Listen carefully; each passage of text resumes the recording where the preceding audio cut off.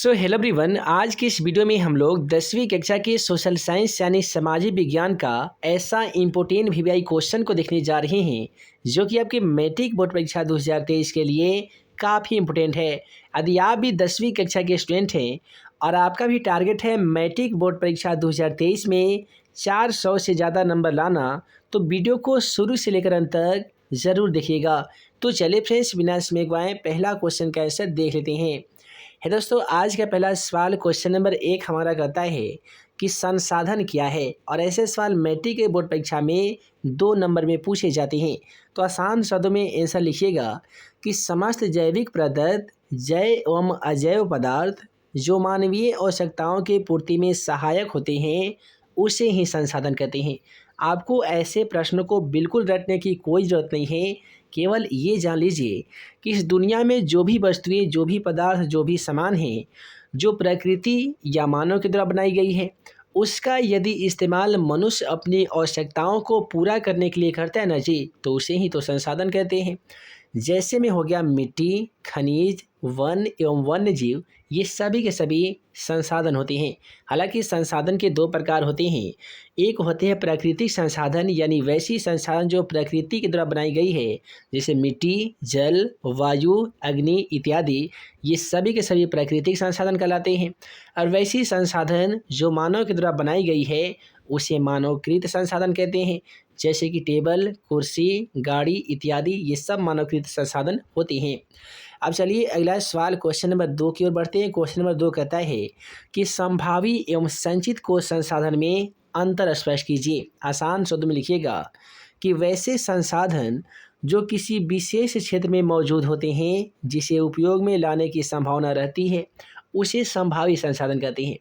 यानी कोई ऐसा संसाधन जो किसी विशेष क्षेत्र में मौजूद होते हैं, जिसे यदि उपयोग में लाना हो तो उपयोग में लाने की संभावना तो बनी रहती है, उसे हम लोग संभावी संसाधन कहते हैं। जबकि वैसे संसाधन जिसका भंडारण संसाधन का ही अंश होता है, जिसे उपलब्ध तकनीकी के आधार पर हम उपयोग में लाते हैं, उसे संचित कोश संसाधन कहते हैं। जैसे कि जल एक ऑलरेडी संसाधन है। अब जल का उपयोग विद्युत ऊर्जा में किया जाता है, तो ये कहलाएगा कि ये संभावी संचित कोश संसाधन है। अब अगला सवाल कहता है कि संसाधनों के संरक्षण के उपाय बताइए। यानी संसाधन का संरक्षण किस प्रकार से किया जा सकता है, यही आप सभी को बताना होगा। तो आसान शब्दों में लिखिएगा कि संसाधनों की सभ्यता एवं संस्कृति के विकास में अहम भूमिका होती है, अतः इसका संरक्षण भी आवश्यक है। इसके लिए हमें निम्नलिखित बिंदुओं पर ध्यान देने की आवश्यकता है। यानी संसाधन की सभ्यता की बात करेंगे, संस्कृति की बात करेंगे ना, और विकास में तो इसकी अहम भूमिका मानी जाती है। इसलिए संसाधन का संरक्षण करना यानी उसे सुरक्षित रखना बेहद ज़रूरी है।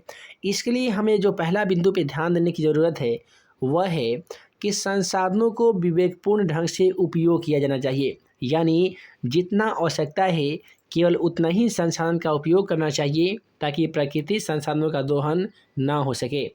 रोमन नंबर 2 में लिखिएगा कि संसाधनों के दुरुपयोग पर रोक लगाना चाहिए। बहुत सारे ऐसे जगह हैं जहाँ पे बिना वजह संसाधनों का अनुपयोग किया जाता है, उस पर रोक लगाना चाहिए। सीमित भंडार वाले संसाधनों का विकल्प ढूंढना चाहिए। अब आइए अगला सवाल क्वेश्चन नंबर 4 की ओर बढ़ते हैं। क्वेश्चन नंबर 4 कहता है कि संसाधनों के निर्माण में तकनीक की क्या भूमिका होती है। ये सवाल काफ़ी ही ज़्यादा इम्पोर्टेंट है और याद रखिएगा कि देखिए, संसाधन के निर्माण में तकनीक की भूमिका काफ़ी ही महत्वपूर्ण मानी गई है। अब क्यों मानी गई है?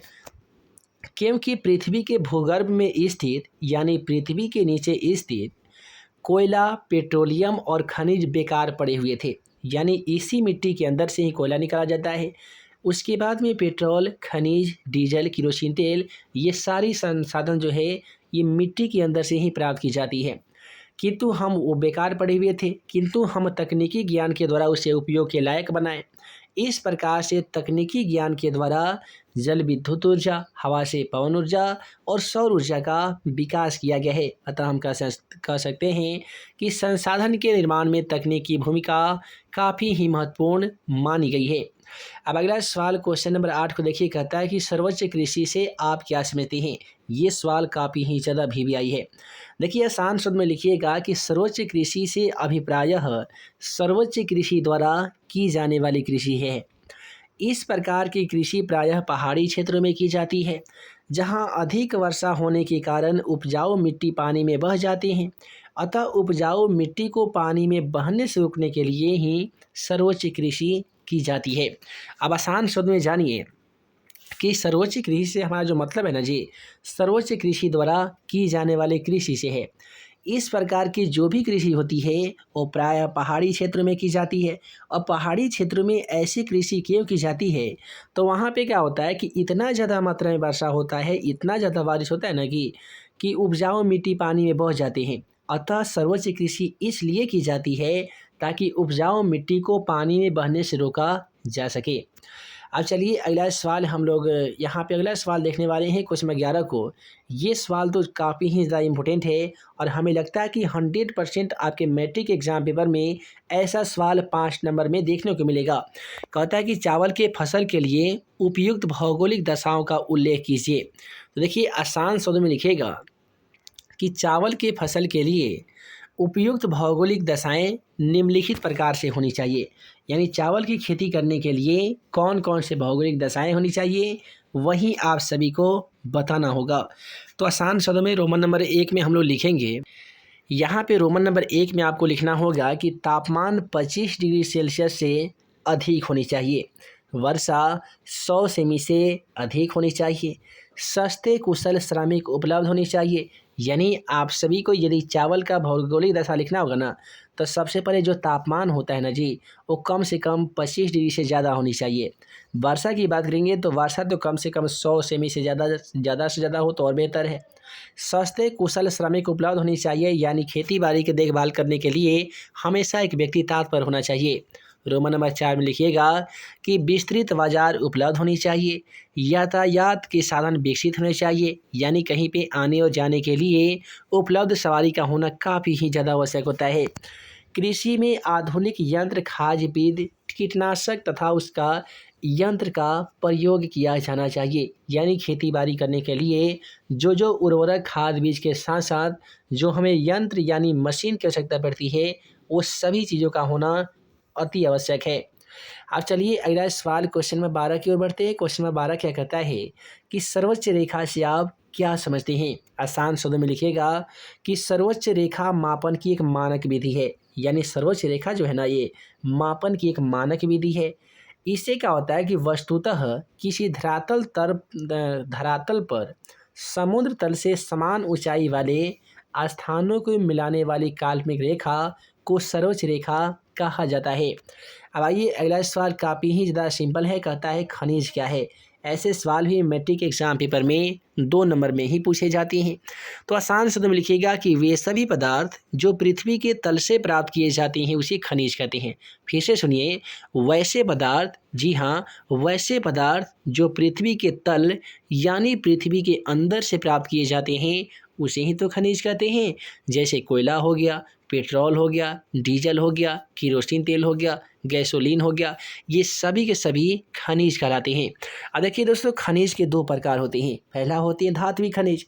अब धात्विक खनिज का परिभाषा इस प्रकार से आप सभी को लिखना है कि वैसे खनिज जिसमें धातु पाया जाता है। क्या सुने आपने, कि वैसे खनिज जिसमें धातु पाया जाता है उसे धात्विक खनिज कहते हैं। और वैसे खनिज जिसमें धातु नहीं पाया जाता है, अर्थात अधातु पाया जाता है, उसे हम लोग अधात्विक खनिज कहते हैं, है ना जी। अब चलिए अगला सवाल क्वेश्चन नंबर 14 की ओर बढ़ते हैं। क्वेश्चन नंबर 14 कहता है कि वनों के पर्यावरणीय महत्व बतावें। यानी वन का पर्यावरण में क्या क्या महत्वपूर्ण योगदान होता है, वहीं आप सभी को लिखना होगा। तो लिखिएगा कि वन एक अमूल्य उपहार है जिसके आंचल में मनुष्य सदियों से पलता आ रहा है। इसका महत्व भी निम्नलिखित है। यानी वन जो होता है ये खुदा ईश्वर भगवान के दिया हुआ काफ़ी ही ज़्यादा अमूल्य उपहार है जिसका कोई मूल्य अदा नहीं कर सकता है। इसके आंचल में मनुष्य कई सालों से पलता हुआ आ रहा है और इसका महत्व भी काफ़ी ही ज़्यादा है। आइए जान लेते हैं इसका महत्व। तो रोमन नंबर 1 में लिखिएगा कि वन यानी पेड़ पौधे CO2 और O2 का संतुलन बनाए रखती है। जैसा कि आप सभी को मालूम होगा कि पेड़ हमें CO2 गैस को से निदान यानी निजात दिलाती है और ऑक्सीजन गैस देती है और कार्बन डाइऑक्साइड को अपने अंदर सोख लेती है।